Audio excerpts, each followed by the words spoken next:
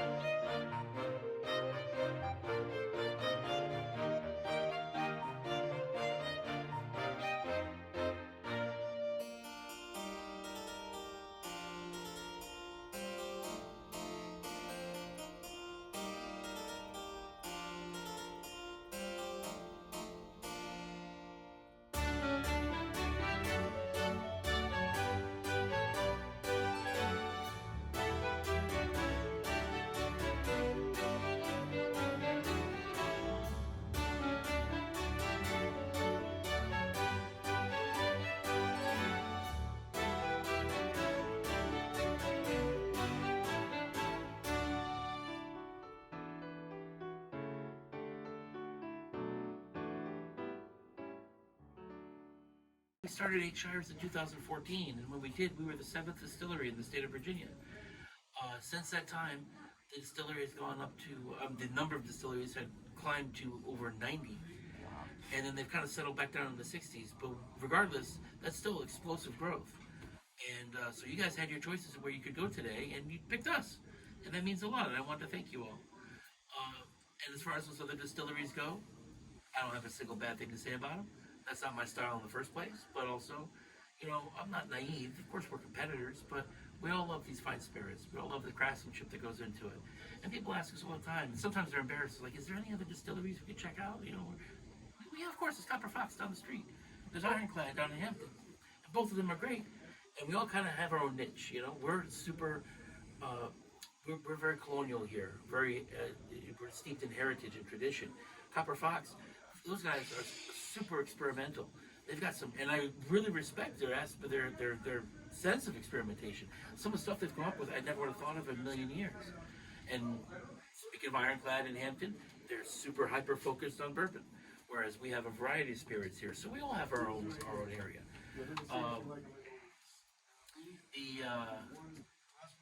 But all that being said, you are up here at 8 Shires on our tour. So I'm going to brag a little bit, if that's okay. If you can't brag on the tour, when can you brag, right? All right. We are we're the only distillery in the world that has this type of dedication to colonial era spirits. Our recipes, our methods, our ingredients are all sourced from that time period. Now, every so often, I don't mean you guys, but every so often I'll say that and someone will kind of look down the hall at that big shiny stainless steel column still and say, well, that doesn't look very colonial. You got me. But then again, neither is electricity we use or the indoor plumbing or the AC. I'm not going to apologize for that stuff either. You got to keep bottles on the shelf. You got to keep the lights on. And in fact, we do use that still like you would a 17th century pasta. I'll get into more how that works when I'm showing off the equipment down there. In the meantime, if I had to show you something that would verify or confirm our dedication, some would say obsession, with the colonial spirit, this is the corn that we use to make our whiskeys and our bourbons. As you can tell, it's stuff that you can enjoy at a barbecue. But it makes a heck of a bourbon. The reason we use this is the type of corn they had back then. This native corn, this maize, this was new to the settlers of the New World. They didn't have corn in Europe. They had grains, of course, but nothing like this. And in fact, it took them a while to figure out how to get it to ferment. Most grains do it on their own. In fact, if you're not doing it on purpose, it's spoilage. You don't want it to ferment unless you're making something like a whiskey or a spirit. It took a group of guys up at the Berkeley Plantation, run by a gentleman named George Thorpe, They had like a little laboratory, very rustic compared to what we'd be used to today.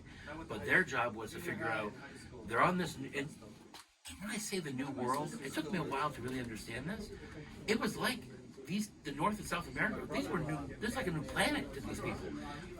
Some things were analogous. A tree is a tree, but the flora, the fauna, the animals, the plants, the fruits, the nuts, the berries, the seeds, all these things were different.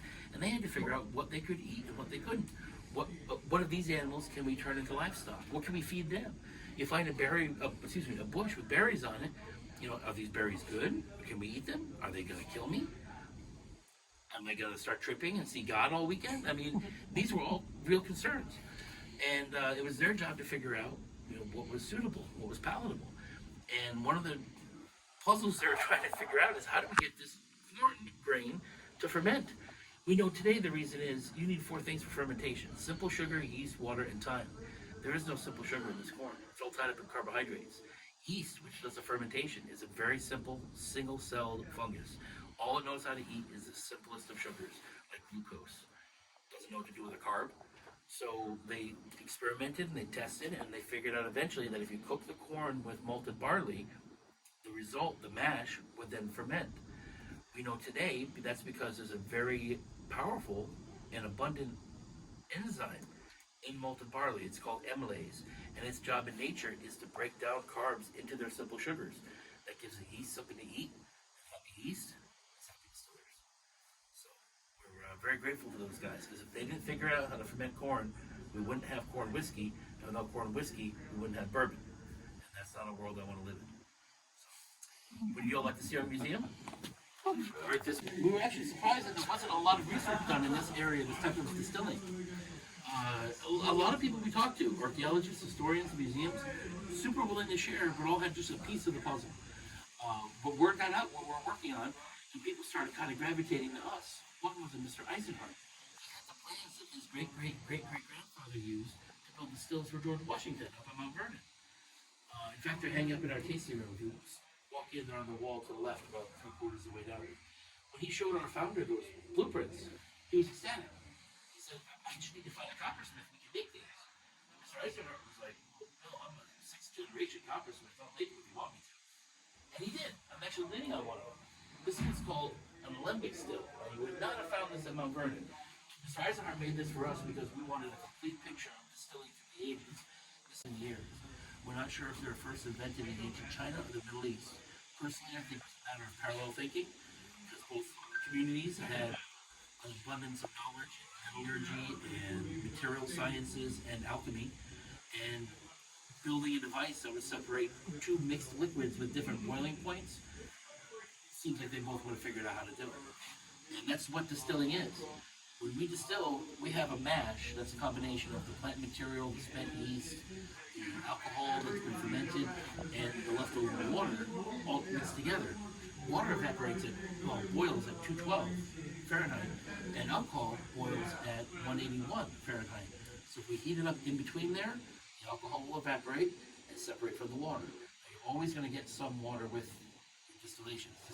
You'll never get 100% alcohol.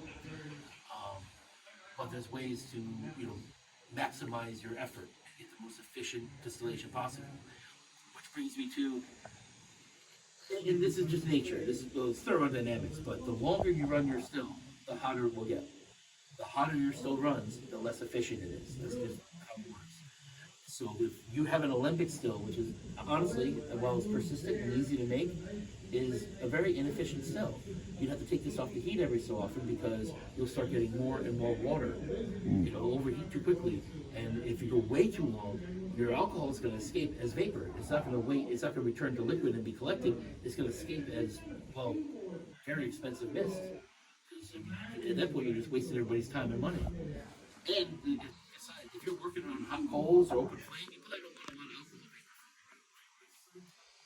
So, the upgrade a lot of people consider to the alembic style is the pot still, which is much, much more efficient.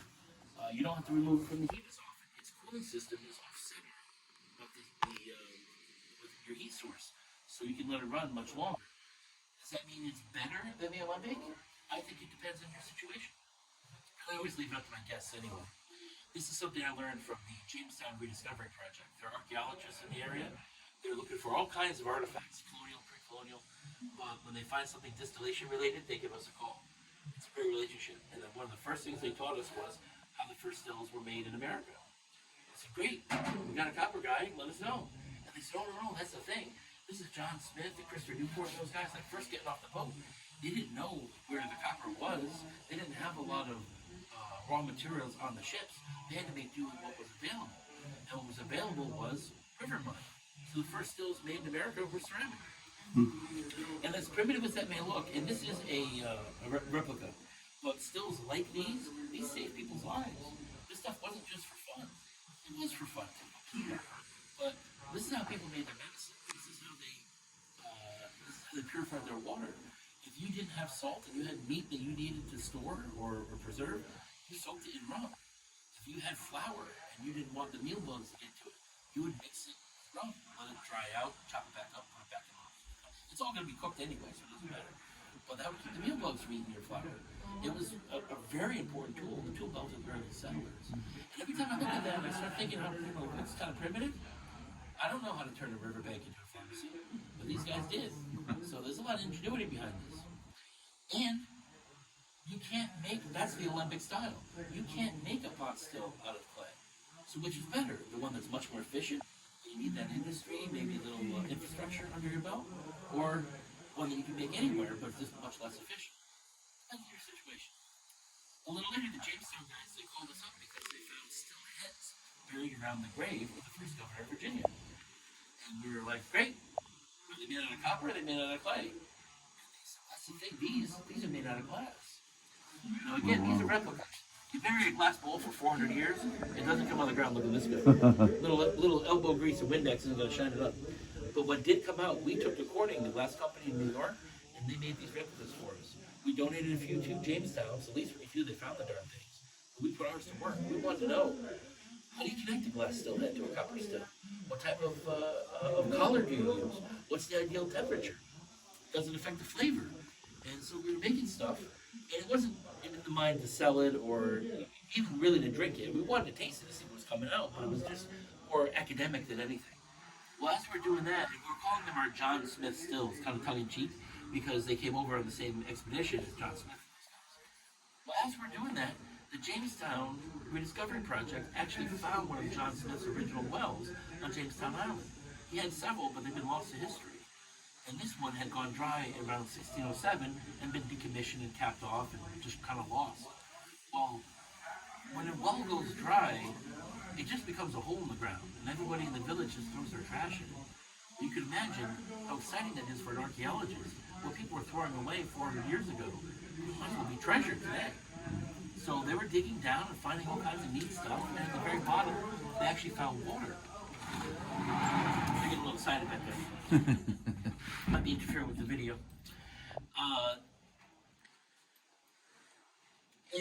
And that was exciting too, and I'm sure everybody could appreciate this is John Smith's water, right? The thing is, how do you display that in a museum? You put it in a jug on a shelf and label it old water? The kids aren't exactly lining up to take selfies with the old water, if you know what I mean, But, so they gave it to us. Well, okay, well, now we have our John Smith stills. We literally have his water. If they were to make a spirit back then, what would they have made? So we consulted a malt house in England that's 450 years old. These guys were in business when the expedition took place. Did they actually sell them the grain? There's no way to know, and it's pretty unlikely. But they know what they would have bought. It would have been what we consider today to be an heirloom or antique strain of barley. And it would have been malted before the trip, so they malted it for us. We purchased that. And it's funny, we had to go all the way to England to get the grain, but we got the bottles we put it in at the Jamestown Glass House, about 15-20 minutes from here. And those guys were great too. I mean, I don't want to say that we're spoiled today, and there's an argument for that one way or the other. But if I buy a can of Coke here in Virginia, or in California, or heck, even Japan, I'm not getting the same can. I might be getting literally the same exact can from the same factory. Whereas back then, nothing was industrialized. Everything was custom. And as they do things over at the Glass House. In 2022, we have to fill each bottle with 375 milliliters of our spirit. If that bottle is just a little too small, we can't fit it all in there. And especially when you consider the cork, it takes up more space than you'd imagine. And if it's a little too big from the eyes of a consumer, myself included, it would look like we had filled it up. Hey, where's the rest of my stuff? And this isn't a criticism of their talent. These guys are amazing. But the same guy with the same breath in the same mold, every piece comes out a little different. And that's actually what I like about glass blown stuff, is that every piece is unique, you know? Well, they were very patient, very persistent, got us some of the most regular bottles we could possibly get made by hand. And with their help and the help of the Jamestown guys and the historians and museums and other people I didn't get into because honestly I respect your guys' time, we were able to make the world's first museum quality, museum certified, backwards aged single malt whiskey. We call it our Jamestown 1608. It's a bit of a collector's item, and I don't include it on the tour. I don't mention it as a sales pitch. Of course, I want people to know it's available, but it really speaks to what we do here at 8 Shires. I love every bottle we have on that shelf. I want to see it in every restaurant and bar in Virginia and beyond. But we do that so that we have the time and the opportunity and the latitude and the connections to do stuff like the 1608.